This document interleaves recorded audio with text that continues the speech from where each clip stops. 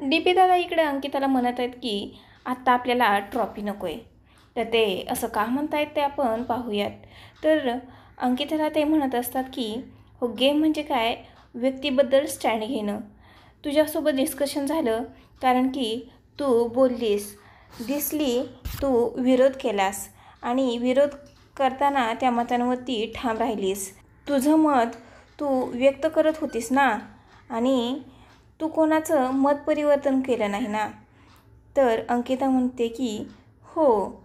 मग त्यानंतर ते म्हणतात की बघ, तू ज्या पद्धतीने ह्या गेमला घ्यायला लागलीस ना, तुला समजावून सांगतो की आता बुद्धिबळाचा गेम आहे. त्यावेळेस अंकिता म्हणते की हो, सरळ आहे आणि इथं जरा वाकडं आहे.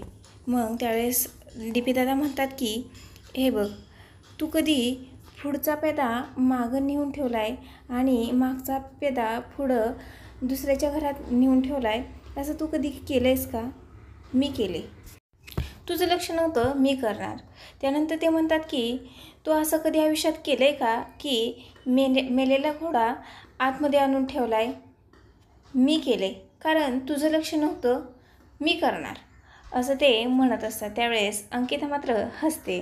त्यानंतर ते म्हणतात की आपल्याला आता काय करायचं आहे, आपल्याला 100 मार्काचा अभ्यास नाही करायचा, आपल्याला 25% मागं यायचं आहे. आपण फक्त 75% अभ्यास करायचा आहे. आणि का तर आपल्याला वेळ वाचवायचा आहे. म्हणजे आपल्याला आता ट्रॉफीचा विचार नाही करायचा. आपल्याला आता ट्रॉफी नको आहे. आपल्याला आता काय पाहिजे, आपण टॉप 5मध्ये पाहिजे. टॉप 5च्या पण अगोदर आपल्याला काय पाहिजे, 75% अभ्यास. आणि आता तो तुझा झाला आहे. तर आता 25% जे आपले की लो आहे, तर त्यामध्ये आपल्याला काय करायचं आहे की आता आपण कशा पद्धतीने खेळू शकतो आणि कशा पद्धतीने नाही खेळू शकत, अशा पद्धतीने धनंजय पवार अंकिताला गेम समजावताना